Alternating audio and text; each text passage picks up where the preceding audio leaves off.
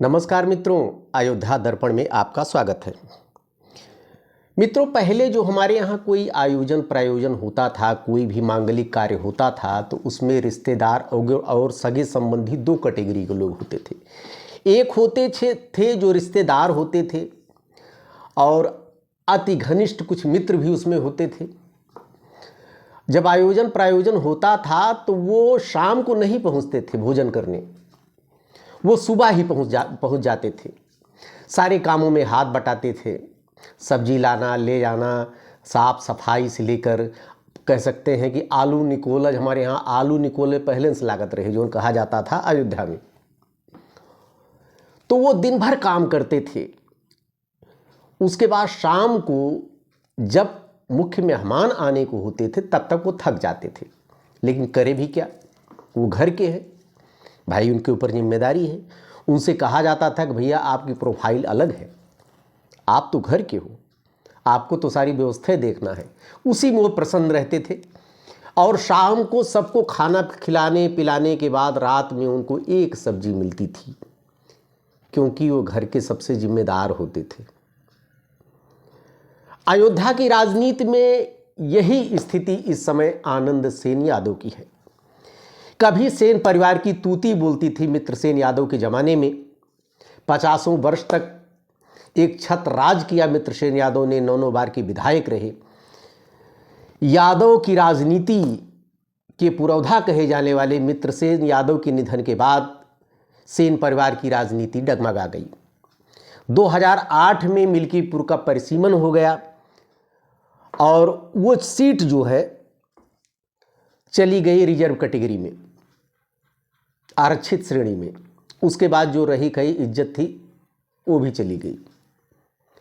अवधेश प्रसाद जिस तरह से मिल्कीपुर में कद मित्रसेन यादव का था, उसी तरह से अवधेश प्रसाद जी का कद सोहावल में था। पहले वो जो मिल्कीपुर अब हो गया आरक्षित सीट होने की वजह से। 9 बार के भी विधायक रहे, अब की सांसद हो गए, 4 बार कैबिनेट मंत्री रहे। और कमोबेश यही कद मित्रसेन यादव जी का था। 2008 में परिसीमन के बाद और मित्रसेन यादव के निधन के बाद एक एक करके जो आनंद सेन यादव के करीबी थे, जो सेन परिवार के करीबी थे, उनको एक एक करके अवधेश प्रसाद ने हटा दिया और एक छत्र राज कायम कर लिया। यहाँ तक कि अयोध्या में जो 5 विधानसभाएं हैं, वहाँ भी 1-2 बार रुदौली, एक बार यहाँ से टिकट मिला आनंद सेन यादव जी को रुदौली से, एक बार मिला बीकापुर से, दोनों बार हार चुके हैं। अब सवाल ये उठता है कि आनंद सेन यादव का भविष्य क्या होगा। ये रहस्य बना है कि किस विधानसभा में सपा इनको समायोजित करेगी। चूँकि भाई घर के हैं, ये मित्रसेन यादव की तरह नाराज नहीं होते हैं कि जैसे हमें याद है कि 2001 में सपा ने टिकट नहीं दिया था मित्रसेन यादव के तो वो निर्दल लड़ गए थे सिलाई मशीन लेकर। उसके बाद उन्होंने हीरालाल यादव जिसको प्रत्याशी घोषित किया था, सपा ने उससे ज़्यादा वोट पाए, सपा यहाँ से हार गई, विनय कटियार जीत गए। वो मानते नहीं थे, वो ऐड़ी थे। लेकिन आनंद सेन यादव ऐड़ी नहीं है। इनका आज तक समझे में नहीं आता कब नाराज होते हैं कब मान जाते हैं। अभी पता लगा कि ये उपचुनाव में अवधेश प्रसाद से नाराज हैं, कभी उन्होंने मंच साझा नहीं किया और अखिलेश यादव ने बुला करके क्या समझा दिया, क्या आश्वासन दे दिया, उसके बाद खुश हो गए, मंच पर आए। और मिल्कीपुर में सारे यादव बिरादरी ने, जो सपा का कोर वोट बैंक था, उसने अवधेश प्रसाद को वोट भी किया, क्योंकि वोट का क्षरण नहीं हुआ। जो वोट उनको लोकसभा चुनाव में मिला था वही वोट जाके विधानसभा में मिला। इससे उनको वोट की कोई क्षति नहीं हुई। हाँ, भाजपा को थोड़ा बम्पर वोटिंग हो गई भाजपा के पक्ष में, जो वोट कभी नहीं पड़ते थे। इससे 60-62 हज़ार के वोटों से भाजपा जीत गई। अब मित्रों आते हैं इनके भविष्य पर। आखिर इनको कहाँ समायोजित करेगी सपा। नंबर 1 पर है रुदौली।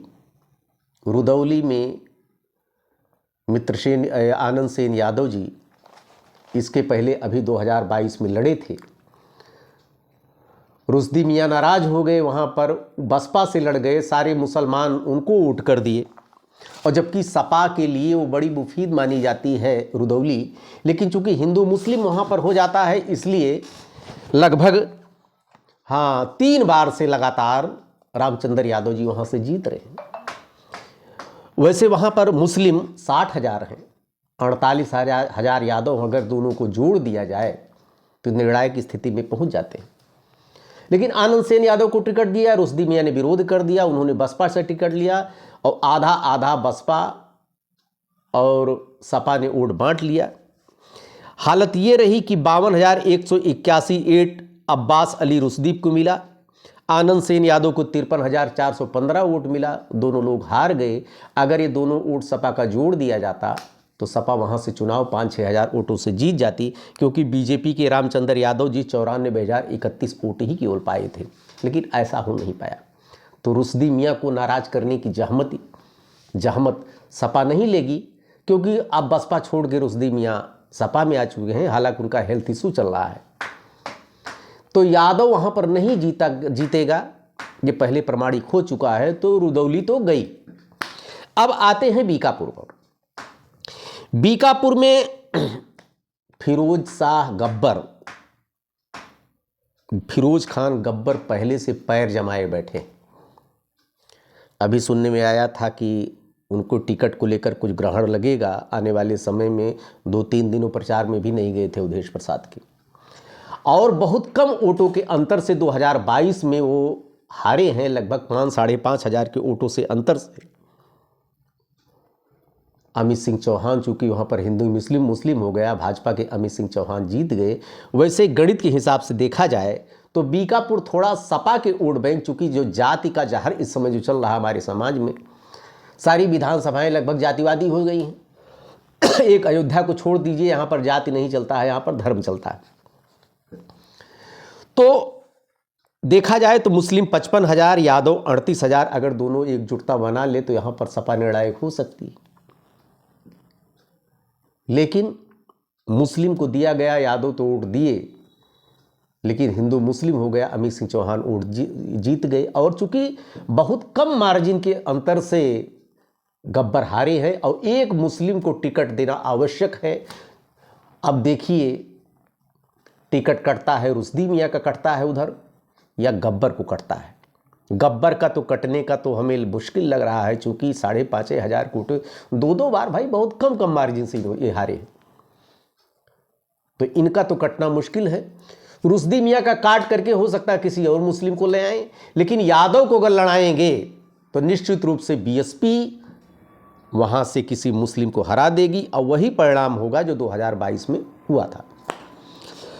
तो बीकापुर में गब्बर का टिकट कैसे काटेंगे, क्योंकि पैर जमा चुके हैं गब्बर जी। हालांकि अवधेश प्रसाद के करीबी बहुत लोग हैं, अनूप सिंह जी हैं, जितेंद्र सिंह बबलू को भी जयकर मिलाए थे। मान सिंह भी सुनने में आ रहा है टिकट चाह रहे हैं, 1-2 सिंह और चाह रहे हैं वहाँ पे।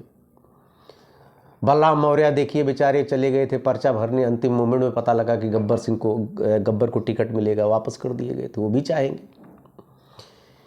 लेकिन वहाँ पर गब्बर का टिकट कटना इतना आसान है नहीं, इसलिए लगता है कि वहाँ से भी आनंद सेन यादव को टिकट नहीं मिलेगा। अब आती है गोसाईगंज विधानसभा।